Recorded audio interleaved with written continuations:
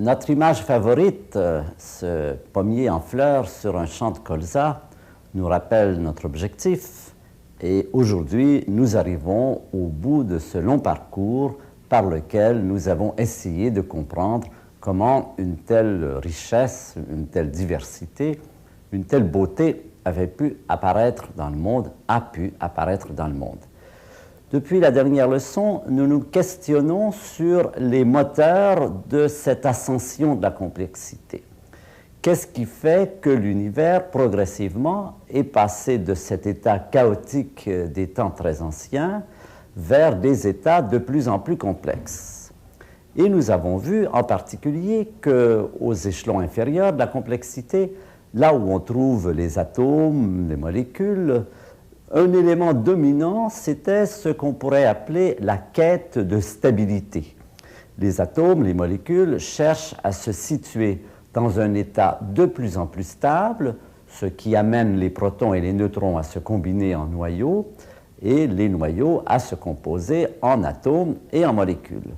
On a vu aussi que cette quête de stabilité, portée jusqu'à son extrême limite, aurait l'effet inverse de ce qu'on pourrait désirer, c'est-à-dire un retour à une monotonie.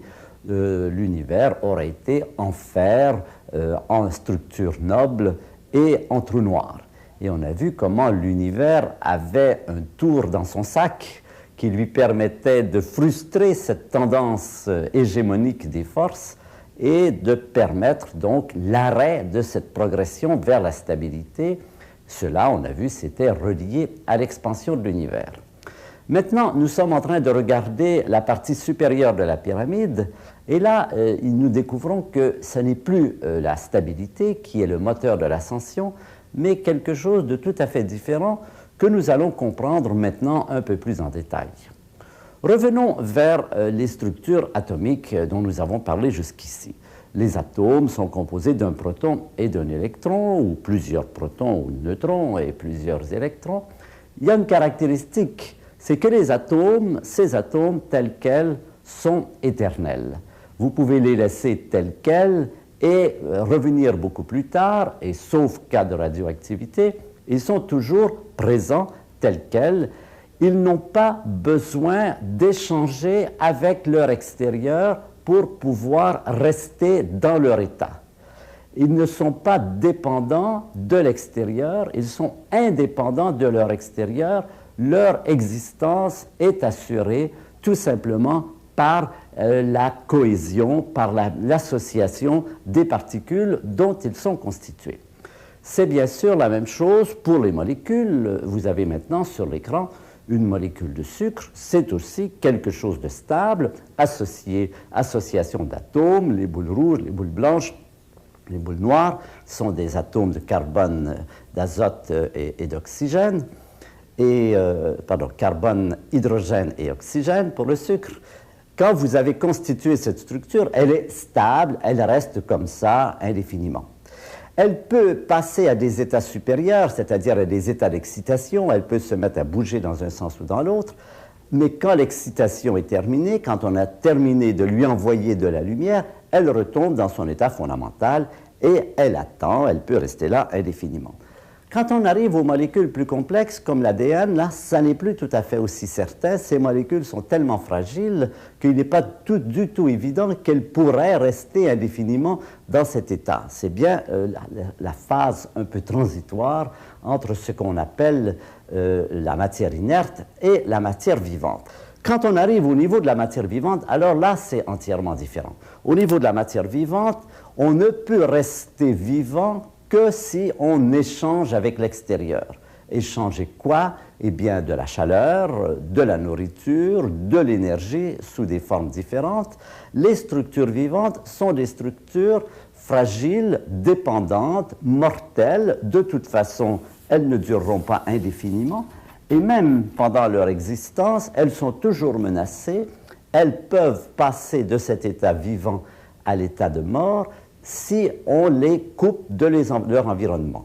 Si on prend une de ces diatomées, comme celle que vous voyez là, et qu'on l'isole complètement, si on prend n'importe quel être vivant, Les êtres vivants, rappelez-vous, dans notre pyramide de la complexité, sont situés à ce niveau-ci et à ce niveau-là. Si vous isolez un organisme, une plante, un animal pendant un certain temps, sans échange, eh bien, il meurt, c'est-à-dire qu'il se décompose d'abord en cellules.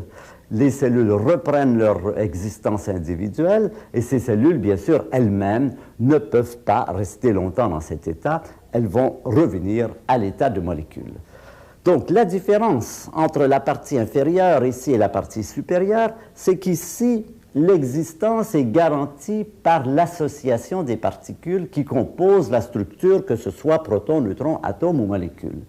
Au niveau supérieur, ça n'est plus du tout la même chose. Il ne suffit pas de mettre tous les atomes requis pour faire un être humain pour que cet être humain soit en vie. Et en fait, cet être humain, quand il est en vie, eh bien, quand il a cessé d'échanger avec l'extérieur, redevient simplement la somme des particules dont il est composé. Les particules de notre corps ne sont pas toutes essentielles à notre corps. Vous savez qu'on peut perdre des cheveux, on peut perdre des dents, un bras, une jambe et rester nous-mêmes. Mais si on perd cette possibilité d'échanger avec l'extérieur, nécessairement, on descend au niveau inférieur et encore au niveau inférieur. En d'autres mots, il y a un prix à payer pour rester ici, c'est la possibilité d'échanger avec l'extérieur. Et là va se poser un problème fondamental, c'est que cet échange avec l'extérieur, on n'est pas seul à vouloir le vivre. Il y a dans la nature quantité d'animaux et de plantes qui ont tous et toutes ce même objectif. Elles cherchent à avoir les éléments dont elles ont besoin. Elles deviennent des prédateurs. Et bien sûr, qui dit prédateur dit aussi proie. Et on entre dans cette logistique de la vie qui est que pour rester en vie, il faut manger et ne pas être mangé. Et cette dynamique, on pourrait dire cette cruauté de la nature, mais on peut aussi le voir comme le prix à payer pour rester au niveau les plus élevés de la complexité, cette dynamique va avoir pour effet le développement d'une quantité extraordinaire de stratégies pour arriver précisément à rester vivant, c'est-à-dire à avoir des proies et à ne pas être une proie. Et vous avez devant vous une aile de papillon. Cette aile de papillon représente un gros œil. Eh bien, cet œil, c'est un exemple d'une de ces astuces, d'une de ces stratégies de la nature pour permettre à ce papillon de rester en vie. Ce papillon est une nourriture excellente pour certains oiseaux. Et quand les oiseaux le voient, ils se précipitent sur ce papillon. Et que fait ce papillon? Il ouvre ses deux ailes. Et l'oiseau voit ses deux gros yeux. Et effrayé, il tourne, il rebrousse chemin. Voilà un exemple d'une stratégie, d'un camouflage, on peut dire, que la nature a inventé pour permettre à ce papillon de continuer à exister. Évidemment, il y en a des quantités innombrables. Et il y a en particulier des camouflages, des stratégies qui sont pratiquement à la limite de ce que nous appellerions, nous, de l'immoralité ou de la tromperie. Et vous en avez un exemple ici.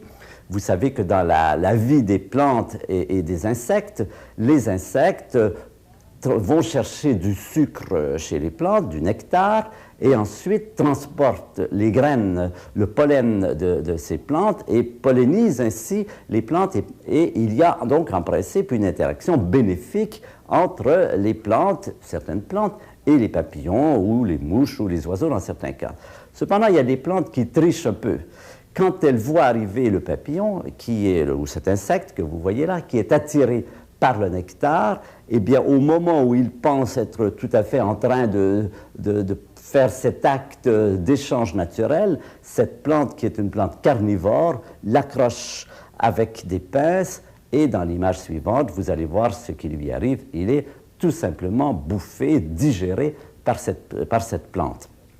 Eh bien, c'est là un exemple de ces stratégies, de cette escalade, on peut dire, de ces trucs qui, dans certains cas, frisent, comme je disais, la tromperie, la malhonnêteté la plus extravagante, si on la lit en termes de notre morale naturelle. Et grâce, je dirais, à cette escalade d'avantages avec armes d'attaque et armes de défense que l'on voit tout au long de la vie animale, les animaux, les plantes acquièrent des propriétés, des astuces qui sont un des moteurs certainement très importants de la complexité. En résumé, dans cette partie ici, c'est la quête de stabilité qui est l'élément moteur de l'ascension de la complexité. Ici, c'est la quête de l'adaptation, de la possibilité de survie en relation avec le fait que dans cette région, les systèmes sont fragiles, sont indépendants, sont mortels, et donc doivent se défendre, et donc doivent attaquer pour manger. Et cette logistique de l'attaque et de la défense est un des moteurs puissants de l'apparition de propriétés de ces êtres vivants, toujours plus extraordinaires, toujours plus performantes. Une des plus performantes, bien sûr, une des stratégies les plus importantes, c'est l'intelligence. Et l'intelligence, nous en avons déjà ici la marque dans les yeux de ce petit tarsier, ce petit singe arboricole qui vit depuis plus de 200 millions d'années, qui est un de nos ancêtres dans l'espèce primate hominienne. Eh bien, ce petit singe, on voit très bien dans son œil jusqu'à quel point déjà cette capacité, cette intelligence est présente. Et cette intelligence va croître et va permettre une maîtrise, une domination toujours plus grande de l'environnement. Et cette domination va donner naissance à la technologie, à la science, et finalement va nous amener à un des problèmes majeurs, justement, que nous vivons aujourd'hui, et c'est le problème de la remise en cause de notre pyramide de la complexité. Alors, vous avez très bien compris de quoi j'ai parlé. L'exemple suivant va vous en donner la preuve. Voilà ce dont les hommes sont capables. Voilà ce don de la nature, l'intelligence, dont on se demandera si c'est un don empoisonné, un cadeau empoisonné ou non. Ce cadeau de l'intelligence, qui est un cadeau formidable quand il s'agit de pouvoir exister, manger et ne pas être mangé dans un univers difficile, dans un monde qui est plein de problèmes, dans un environnement hostile, dans un monde dans lequel on a des ennemis non seulement naturels, mais aussi des congénères, toujours la fameuse compétition. Eh bien, on voit comment, progressivement, au cours des âges, les êtres humains ont pu développer la science, la technologie, et un jour mettre au point une technologie d'une telle puissance, d'une telle extraordinaire puissance, qu'elle remet en cause l'existence même de l'espèce humaine et de la vie sur la Terre. Et cette explosion atomique que vous voyez devant vous, c'est une des manifestations.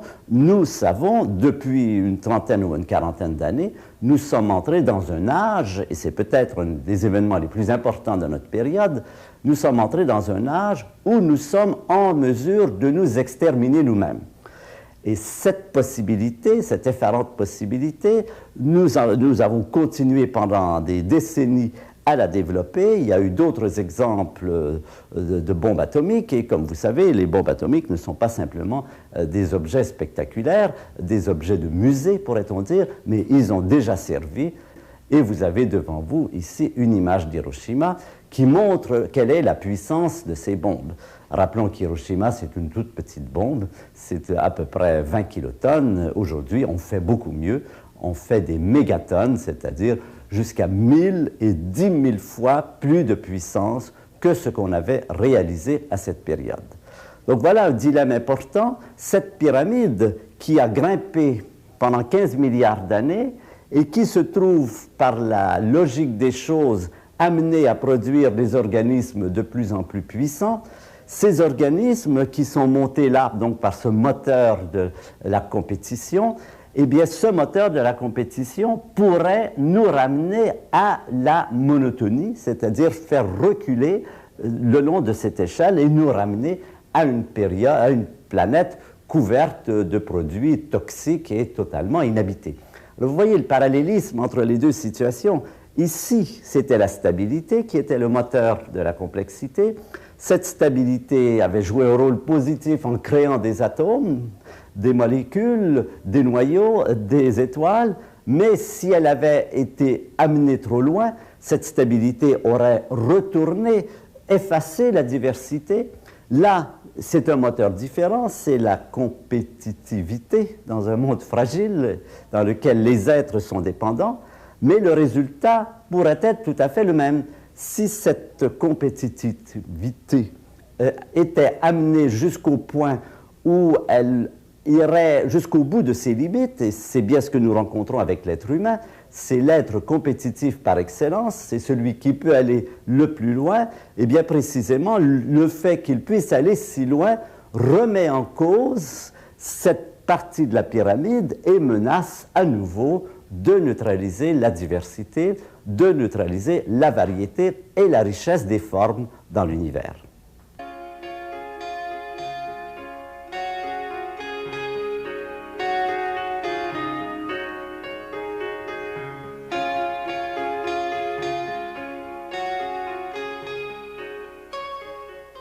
Quand je dis menacer la diversité des formes dans l'univers, bien sûr, une guerre nucléaire sur notre planète serait après tout qu'un événement relativement anecdotique.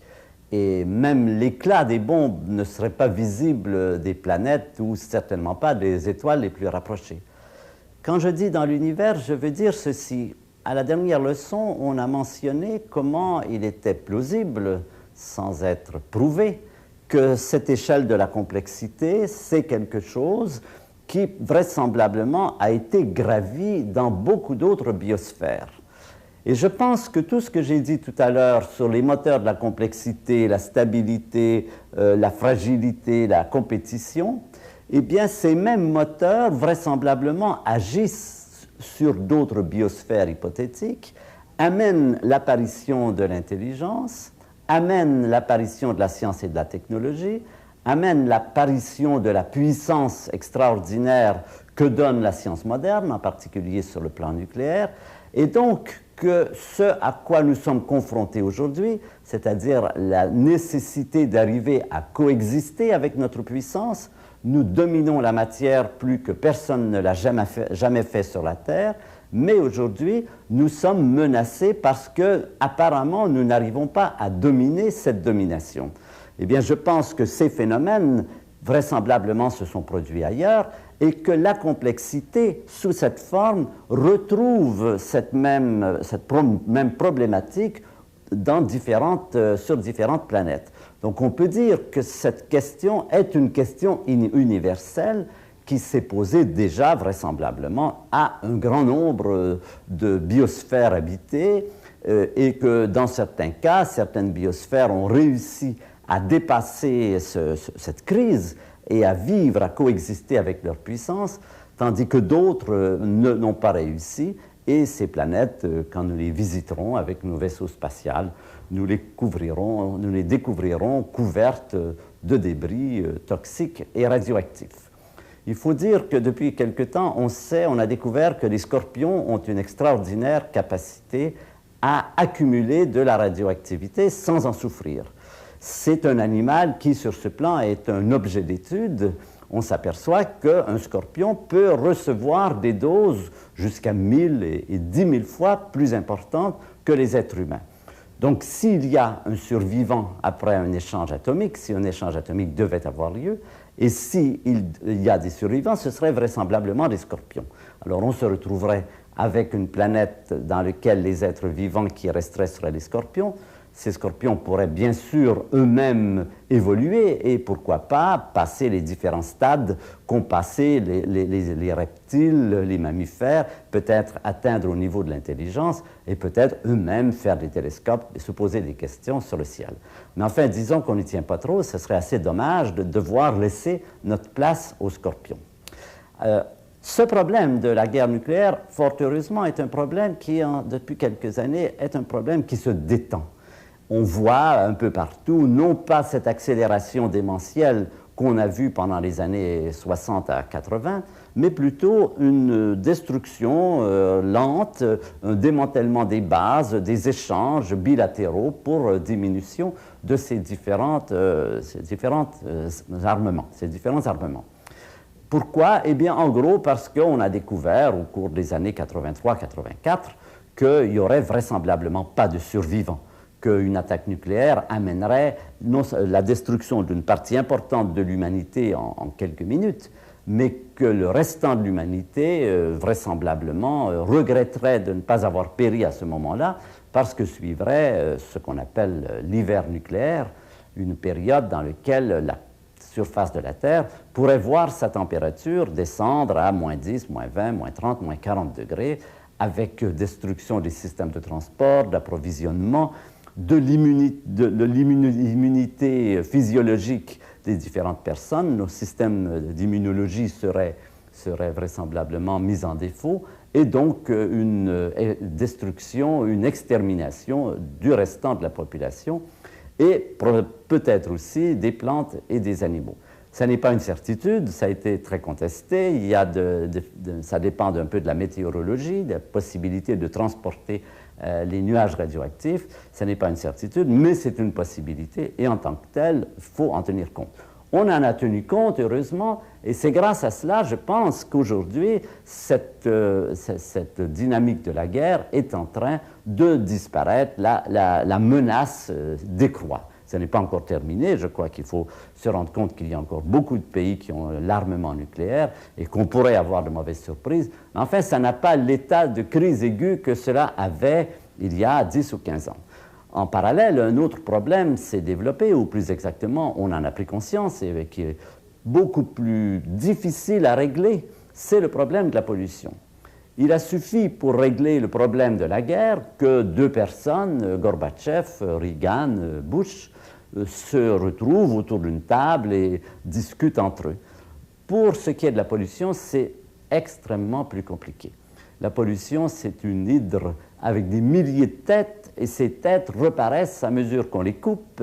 Ces têtes, ça s'appelle effet de serre, couche d'ozone, pluies acides, radioactivité, toxicité de l'air, disparition des forêts, enfin, on n'en finit plus. Maintenant, et pratiquement toutes les semaines, dans vos journaux, vous trouvez de nouvelles destructions, de nouvelles agressions que nous avons portées à la nature, et dont nous commençons maintenant tout simplement à apprécier l'importance. Et on peut se dire que le taux de détérioration de la planète depuis une trentaine d'années, si on compare par exemple l'état de la planète en 60, 70, 80 et 90, on est absolument atterré, et on s'aperçoit qu'on ne pourra pas continuer longtemps comme ça. Heureusement, il y a un effort rapide de prise de conscience de l'environnement. Aujourd'hui, le sentiment de l'environnement n'est plus seulement au niveau de quelques écolos qu'on considérait un peu comme de doux rêveurs ou des idéalistes, mais c'est au contraire quelque chose qui atteint les couches les plus dissidentes de la société. On voit des ministres, des politiciens, des juristes, des représentants des compagnies pollueuses discuter entre eux, et ce sentiment a pris une importance de plus en plus grande. Et c'est un élément positif qui nous donne espoir. Je pense qu'on ne peut pas sous-estimer le danger dans lequel nous sommes maintenant. Je pense qu'il faut aussi considérer que cet éveil très rapide pourrait mettre en échec cette destruction de la planète, et que la planète pourrait rester habitable au-delà d'un siècle ou deux, et ça me paraît être un objectif absolument fondamental. Donc, pour revenir à notre pyramide, nous retrouvons tout à fait le même problème. La pyramide, le sommet de la pyramide est menacé, peut-être moins maintenant par l'armement nucléaire, beaucoup plus par la pollution, par l'agression. Nous avons agi inconsidérément à court terme. C'est un peu comme si on avait acheté à crédit et qu'il fallait maintenant payer la note, c'est-à-dire que notre civilisation occidentale s'est axée complètement sur avoir des techniques de plus en plus puissantes, un produit national brut, un confort toujours plus grand, sans prendre conscience du fait que tout cela amenait des destructions de la nature, une détérioration de l'environnement, et aujourd'hui, cette détérioration nous retombe dessus, à tel point que, là encore, notre présence ici est menacée par ces phénomènes, ces déchets, ce qu'on a rejeté dans l'air. On a fait comme si l'air était infini, comme si la mer était infinie, C'était vrai quand il y avait des populations relativement faibles. Quand il y a 5 milliards d'habitants sur la Terre, ça n'est plus vrai. Nous sommes aussi bien en mesure de détruire la planète par l'armement nucléaire que par la pollution. Et nous devons affronter ce fait, c'est-à-dire nous sommes une menace à notre propre existence et à l'existence des plantes et des animaux. Les animaux qui nous regardent pourraient à bon droit dire que la Terre est infestée d'êtres humains. Eh bien, il faut voir à ce que notre influence ne soit pas à ce point négative, c'est-à-dire que nous ne ramenions pas cette pyramide vers les échelons du pas, simplement parce que nous ne savons pas gérer notre puissance, coexister avec notre propre puissance. Ces questions vont se discuter, vont se décider dans les années qui suivent. Nous sommes dans les décennies où ça va se déterminer. Nous avons, on peut dire, la chance ou la malchance d'être dans ces décennies. Eh bien, je crois qu'il faut en tenir compte et il faut surtout essayer de résoudre ces problèmes avant qu'il soit trop tard.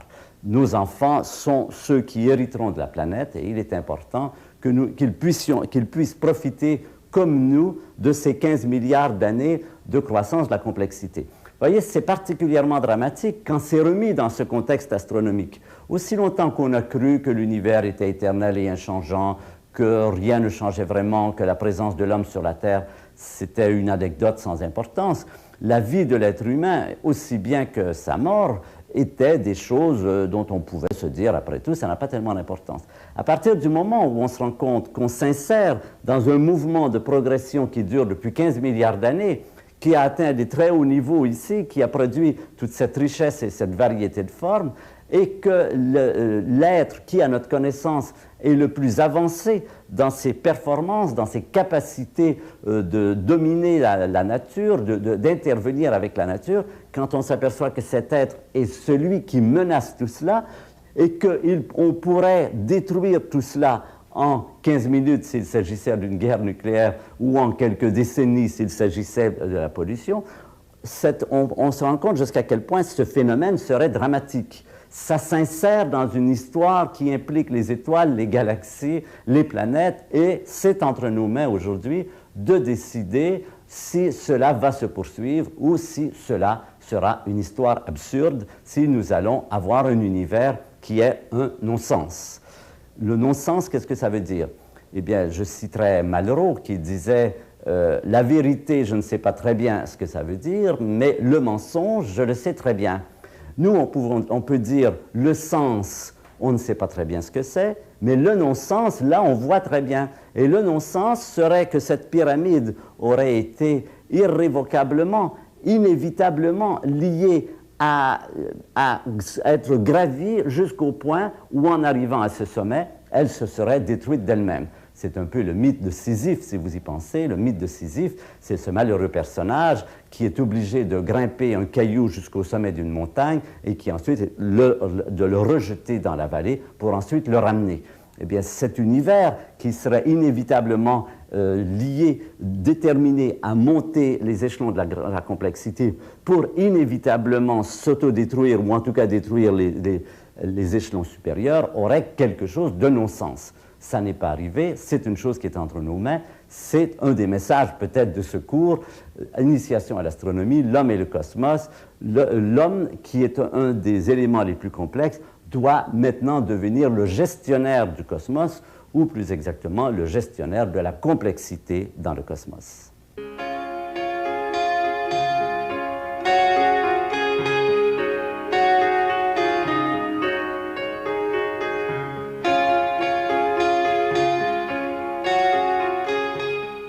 C'est important d'ajouter que la compétition n'est pas le seul moteur de l'ascension à ce niveau.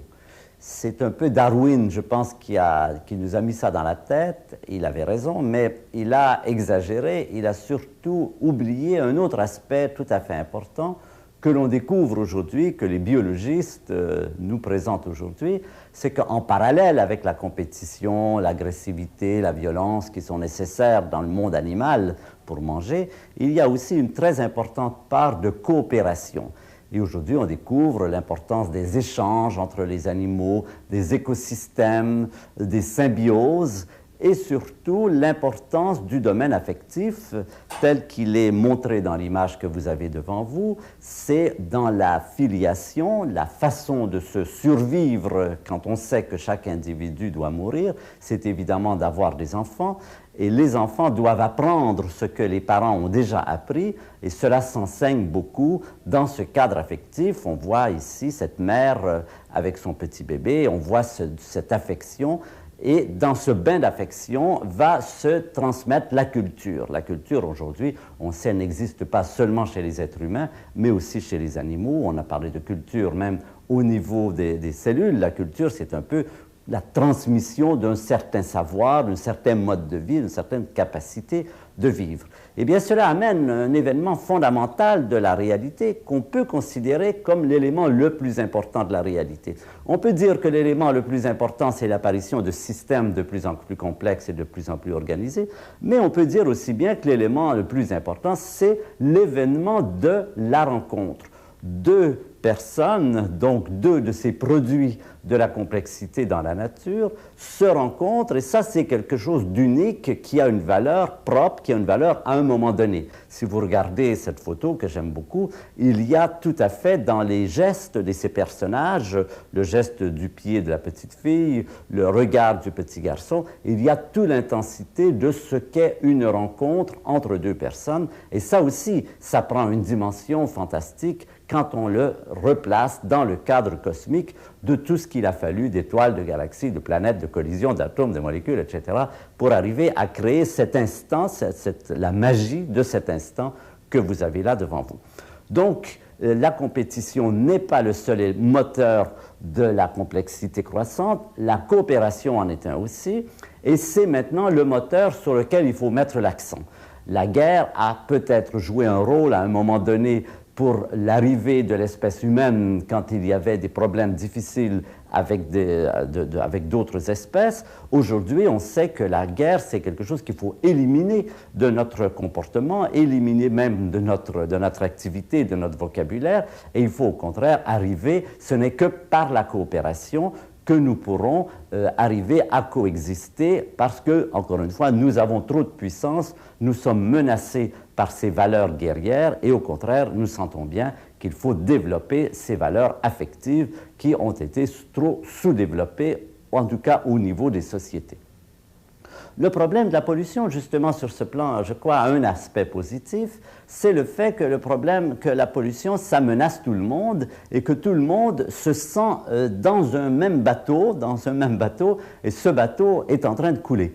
Et quand le bateau coule, on oublie les querelles internes, on oublie le racisme, on oublie qu'on est divisé en blanc et noir, en hommes et femmes, en français et anglais. On se dit non, l'important c'est pas ça, c'est notre statut de planétaire dont nous prenons maintenant conscience. Nous vivons sur une petite planète menacée. Et je pense qu'un effet positif sera donc l'entraide, la coopération internationale qui va nécessairement venir si on doit sauver la planète. L'atmosphère, l'air ne connaît pas les frontières, les douaniers n'arrêtent pas les nuages radioactifs, on l'a bien vu dans le cas de Tchernobyl. Eh bien, parce qu'il y a cette dimension internationale au problème de la pollution, comme au problème de la guerre, on peut espérer que cela va créer une conscience générale des êtres humains pour sauver ce qu'ils ont de plus précieux. Et ce dont ils dépendent, c'est la planète Terre.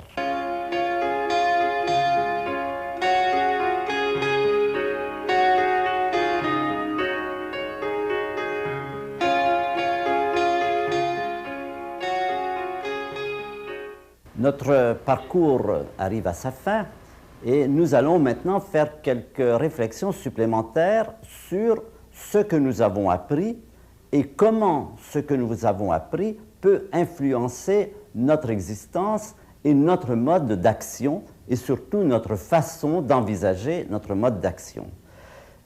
Régulièrement, les sciences introduisent dans l'humanité des connaissances nouvelles qui peuvent avoir un impact très important tout à fait en dehors du domaine des sciences elles-mêmes. Par exemple, quand Galilée et Copernic ont montré que la Terre n'est pas le centre du monde, eh bien, cette connaissance de nature astronomique a progressivement envahi tout le domaine de la pensée humaine et a influencé la philosophie, le mode de pensée et même beaucoup d'activités des hommes.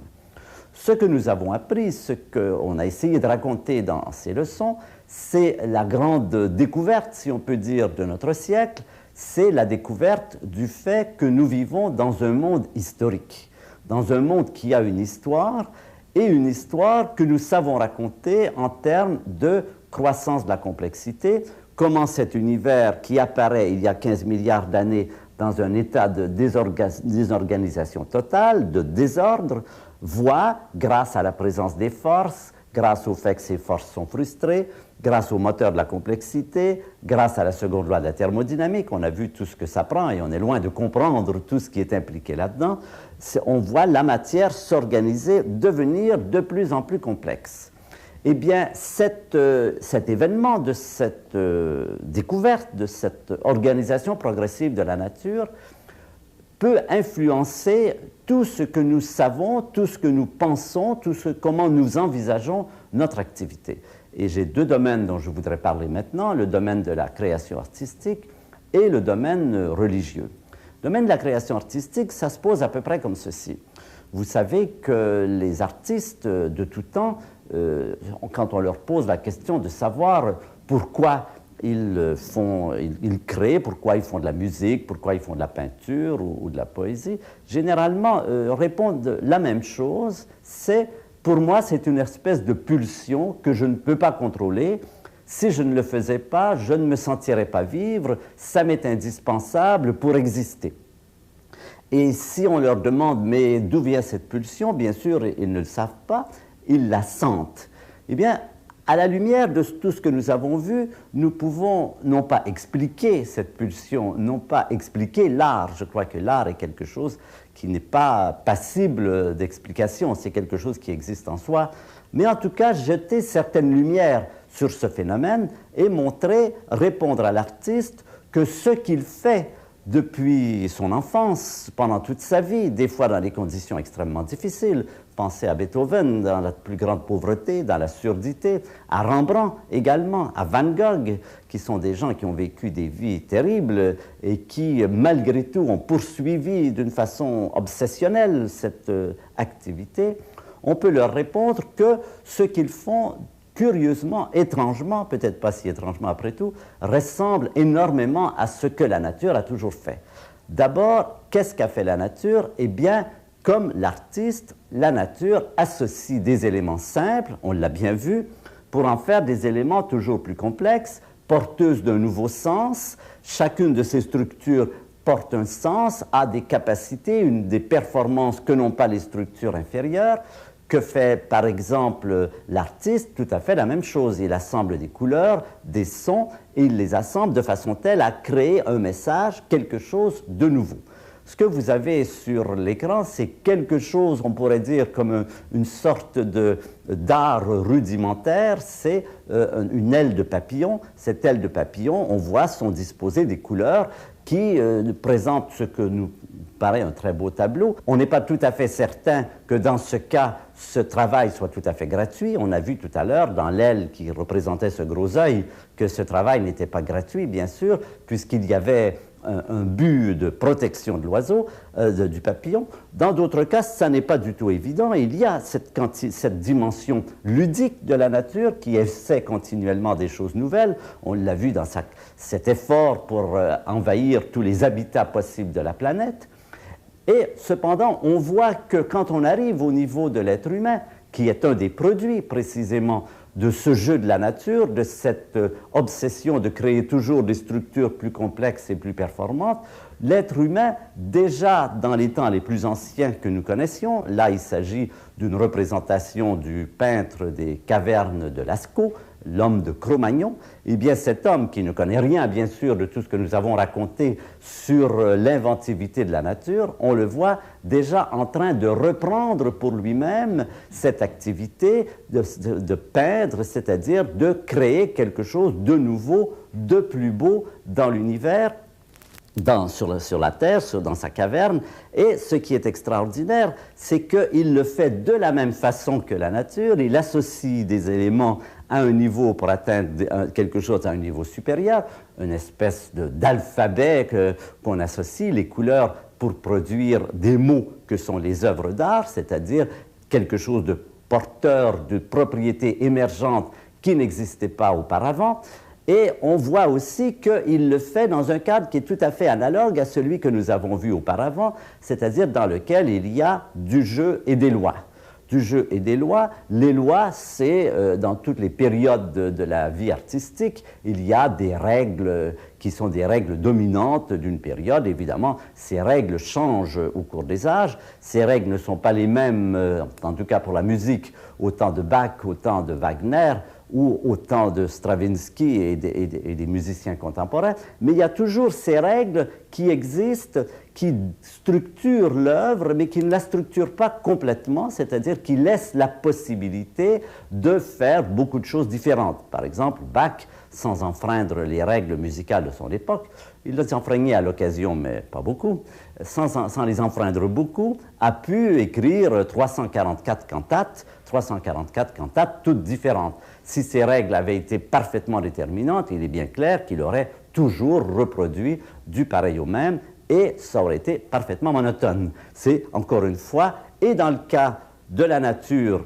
et dans le cas de l'artiste qui est l'enfant de la nature, qui est le produit, peut-on dire, de cette évolution, c'est la même chose. On associe, pour produire des choses nouvelles, on a cette préoccupation de créer du nouveau, de l'inédit et du toujours plus beau. Cela prend évidemment, dans le cadre de la vie moderne, une dimension beaucoup plus importante. Les artistes d'aujourd'hui ont des éléments, des possibilités d'expression bien plus grandes que celles du passé. Ils arrivent toujours, comme Monet ici, les fameux nymphéas de Monet, à produire des œuvres toujours plus belles.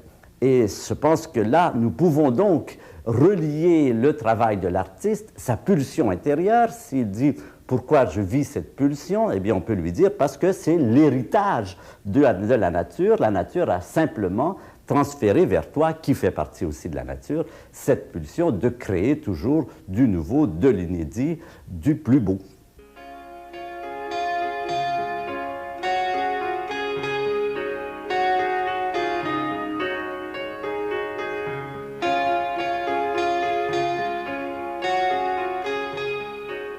Une question fondamentale qui est dans l'esprit de chacun, bien que souvent chacun n'ose pas l'exprimer, c'est est-ce que cette histoire qu'on vient de raconter, est-ce que cette croissance de la complexité, est-ce que cela correspond à un projet?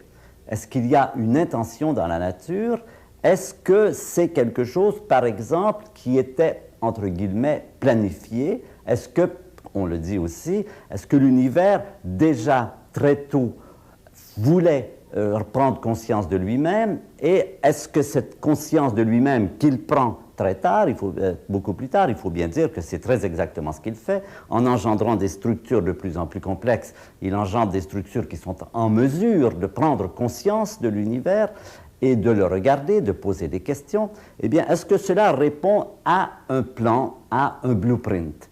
Bon, c'est évidemment la vieille question religieuse qui s'est toujours posée. Nous savons que de tout temps, les hommes ont été préoccupés de cette interrogation et nous ne connaissons aucune civilisation, que ce soit une grande civilisation comme la civilisation chrétienne ou hindouiste ou chinoise, bouddhiste, ou même dans les îles les plus minuscules de l'océan Pacifique, où les ethnologues nous racontent jusqu'à quel point les peuplades, même les plus moins nombreuses, ont développé un code, une histoire sainte par laquelle ils essaient de penser la réalité. Alors cette question se repose à nous aujourd'hui. Maintenant que nous savons tout cela, nous pouvons la reposer. Alors, on peut la reposer, mais il y a des éléments différents par rapport à la façon dont on la posait auparavant. Si vous regardez sur l'image, c'est une image de l'Apocalypse. C'est ce qu'on appelle l'étoile absinthe qui jette le feu sur la terre. Voilà une relation qui était la relation de l'homme ancien, je veux dire jusqu'à la Renaissance pratiquement, avec l'au-delà. C'était une relation qui était très proche.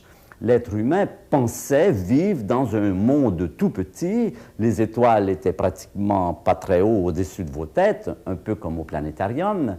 ce ciel qui était, dans lequel on voyait les étoiles était également très habité par des personnes, des divinités, des ancêtres. Vous trouvez tous les cas de figure quand vous regardez les différents livres d'histoire des religions, et vous découvrez que ces ancêtres, ces divinités, avaient une interaction très directe et très importante avec les hommes. Les hommes se sentaient vraiment surveillés, et la loi était claire, ils savaient ce qu'il faut faire et ce qu'il ne faut pas faire, et à l'occasion, quand ils agissaient mal, ou même des fois quand ils n'avaient vraiment rien fait, c'est ce qui se passe par exemple dans ce cas de l'Apocalypse, où on peut se demander exactement que signifie cette pluie de feu sur la terre. Ce qui est certain, c'est qu'il y avait ce rapport très intime entre l'homme et ses divinités. Et ça, on le retrouve partout, sauf en Occident, bien sûr. Pourquoi? Parce qu'en Occident, on fait cette découverte extraordinaire, fondamentale, que l'univers n'est pas petit. Et cela va être un choc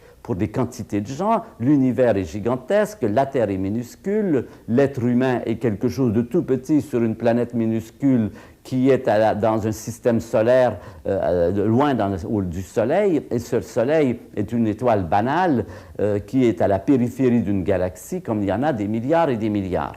Et cette prise de conscience, tout d'un coup, de ce que Pascal a appelé le silence de ces espaces infinis, quand il dit le silence de ces espaces infinis m'effraie, cette prise de conscience va jouer un rôle très important, psychologiquement important, sur l'être humain. L'être humain, l'être occidental, va se sentir seul, va se poser des questions, et ce petit dessin d'un peintre français, Batelier, représente assez bien la situation. Aujourd'hui, l'être humain est quelqu'un qui crie, qui cherche à créer un contact avec l'univers, un contact qu'il ne semble plus trouver, puisque ces certitudes anciennes, maintenant, ne sont plus, dans le cadre de la science, apparemment, ne sont plus recevables. Est-ce qu'on peut vraiment dire ça? Est-ce qu'on peut dire vraiment que la science a nié Dieu? Je pense que c'est quelque chose qui a été très présent, mais qui n'est pas du tout valable. À mon avis, si on distingue bien deux éléments, quel est le rôle de la science et quel est le rôle de la religion ou de la morale, on voit que ce sont des rôles tout à fait différents. La science nous enseigne quoi? Elle nous enseigne comment le monde est fait. Elle nous permet de découvrir que l'univers est fabriqué comme ça, qu'il s'est organisé de cette façon, mais elle ne nous dit absolument pas, nous donne pas de valeur. Elle ne nous dit pas comment nous devons vivre. Le second problème, c'est comment vivre sa vie, comment coexister avec des dimensions hostiles et difficiles, comment se comporter par rapport, par exemple, aux relations avec les gens, la société, comment réagir devant des phénomènes comme la mort, quel est le sens de la vie, y a-t-il quelque chose après la mort, comment devons-nous agir. Tout cela, c'est le domaine traditionnellement de la morale, de la philosophie, qui était prise en charge par les religions traditionnelles. Eh bien, si on ne confond pas ces deux domaines, la science, c'est ce qui nous dit comment le monde est fait, mais ça ne nous dit pas comment vivre. La science peut vous dire comment faire des manipulations génétiques, mais ne peut pas vous dire si vous devez ou non faire des manipulations génétiques. Ça, c'est une question non scientifique, mais morale par rapport à qu'est-ce que nous voulons vivre, dans quel type de monde voulons-nous exister. Eh bien, quand on fait cette distinction entre la morale, la philosophie, la religion, qui nous donnent des valeurs, qui sont des cadres dans lesquels on place les valeurs, et la science qui n'est pas un domaine de valeur, mais qui nous dit comment le monde est fait, je crois qu'il n'y a plus d'intrusion possible. Les intrusions, c'est quand la science prétend dire aux gens comment vivre, ou quand la religion prétend dire aux gens comment le monde est fait. Alors, à cette question maintenant à laquelle nous allons revenir, qui est la question, y a-t-il une intention, y a-t-il un projet derrière tout cela? Je dirais ceci. Si vous présentez cette évidence à deux personnes tout aussi compétentes l'une que l'autre, et qu'une de ces personnes, par exemple, va vous dire, eh bien, derrière tout cela, moi, je vois un projet, à mon avis, cela correspond à un projet dans la nature. Si cette personne vit en Occident, ce sera peut-être Dieu. Si c'est en Chine, ce sera le principe zen. Si c'est en Inde, ce sera Shiva. Et si c'est chez les Indiens d'Amérique, ce sera le grand Manitou. Une autre personne, par exemple, dira « Mais non, pour moi, je ne vois rien derrière tout cela. Toutes ces connotations holistes, globalisantes me paraissent vaseuses, vous pouvez vous demander la question, pourquoi avoir des réponses si différentes alors que vous avez deux personnes qui ont la même connaissance, la même honnêteté, la même compétence? La réponse, je pense, c'est qu'il y a deux choses qui interviennent quand on pose une question qui est la question de l'interprétation. Sur l'existence, sur la valeur scientifique de ces données, tout le monde est d'accord. Sur l'interprétation de savoir qu'est-ce qu'il y a derrière, intervient un autre élément qui est l'élément de la sensibilité. Quelle est la sensibilité de la personne à laquelle vous posez la question? Si c'est une personne qui est par nature de sensibilité religieuse, mystique, poétique, littéraire, enfin, globalisante, holiste, cette personne se sent tout à fait à l'aise avec cela et cela peut donner un sens à sa vie. C'est tout à fait parfait, c'est tout à fait cohérent avec ce qu'elle est. L'autre personne qui est plus rationaliste, qui est plus critique, qui n'aime pas ces visions, va vous dire à partir de la même évidence, moi je ne vois rien du tout. Et ça veut dire quoi? Ça veut dire qu'au lieu de comparer des faits ou des idées, elles sont en train de comparer des sensibilités. Elles peuvent se crêper le chignon, elles pensent confronter des idées, en fait, elles confrontent des sensibilités. Et ça, c'est bien un drame fondamental de notre Occident. Notre Occident, notre civilisation occidentale a beaucoup trop valorisé le concept, la vérité, comme réalité ultime. Je pense que nous devons apprendre des Orientaux qui sont beaucoup plus souples sur ce plan, qui sont beaucoup plus larges, qui voient bien au-delà de simplement le concept, qui voient toutes les facultés de l'âme qui peuvent intervenir et qui, pour eux, ces guerres de religion, ça les fait plutôt rigoler. Si on oublie l'islam, qui sur ce plan est plutôt occidental, les hindouistes, les bouddhistes sont très tolérants et ne pensent pas que la vérité puisse s'enfermer, puisse être enfermée dans quelques concepts, que ce n'est même pas la façon d'aborder, d'avoir un contact profond avec le monde. Donc je dirais, cette question de savoir si tout cela répond à un projet ou non, c'est une question personnelle à laquelle chacun répond d'une façon personnelle et répondra d'ailleurs d'une façon différente tout au long de sa vie. Parce que bien sûr, au long de notre évolution, selon les événements de la vie, selon ce qu'on appelle le parcours intérieur, chaque personne aura des opinions changeantes sur ce sujet. Donc il est très important de garder à ce sujet, à cette question, sa dimension subjective. Derrière tout cela, il y a ce qu'il vous semble qu'il y a. La réponse de chacun est une réponse personnelle et tout à fait valable. Ce dessin suivant, qui me paraît intéressant, c'est un cartoon américain dans lequel on voit un évangéliste traditionnel parler à une foule et raconter « Mes frères et mes sœurs, au moment où l'univers avait 10 puissance moins 43 secondes, il y avait beaucoup de chaleur dans l'univers. » Et puis quelqu'un dit « En vérité, il faisait 10 puissance 28 degrés. » Et quelqu'un dit, il répète « La matière et l'antimatière ont été engendrées. » Les gens répondent « Alléluia, ils ont été annihilés, ils se sont annihilés mutuellement. » Et l'évangéliste répond « Et l'univers était plein de particules. » Et d'autres répondent « Amen, des quarks et des gluons. » Et derrière, c'est écrit « croire ». Eh bien, je crois que c'est précisément ce que les scientifiques d'aujourd'hui ne doivent pas faire. Il y a une tendance chez les gens à demander aux scientifiques de leur donner la vérité.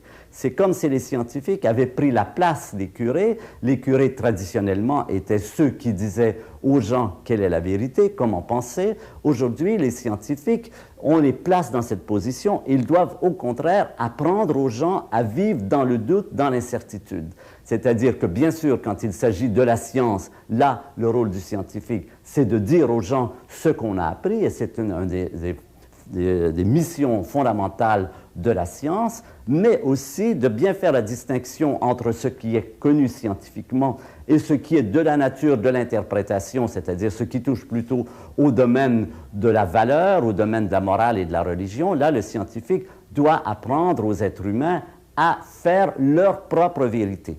On parle souvent de prêt à porter, et on peut dire aussi il y a du prêt à penser. Le scientifique doit apprendre aux gens à développer leur façon à eux, leur style à eux, leur pensée à eux, et non pas leur inculquer, leur présenter quelque chose qui soit comme du prêt à penser, c'est-à-dire les garder dans cet infantilisme traditionnel qui consiste à croire que tout est connu, que nous avons les réponses à tout comme astrophysiciens. Et cette image, je pense, vous donne un bon résumé de ce que je dirais qu'un scientifique doit répondre, non pas sur le plan de la science, encore une fois, cette croissance de la complexité au cours du temps, ces découvertes extraordinaires de l'astrophysique, que l'univers était d'abord dans un état de chaos, que ce chaos a cru progressivement, s'est transformé en matière de plus en plus organisée. Tout cela, je pense que cela se défend parce que nous pouvons en donner des évidences, des preuves, c'est bien ce que j'ai essayé de faire, mais que dès qu'on aborde des questions plus générales, on doit répondre comme ce petit personnage que vous voyez devant vous. S'il vous plaît, ne cherchez pas des réponses sur ce plan ici, tout ce que nous avons, ce sont des questions.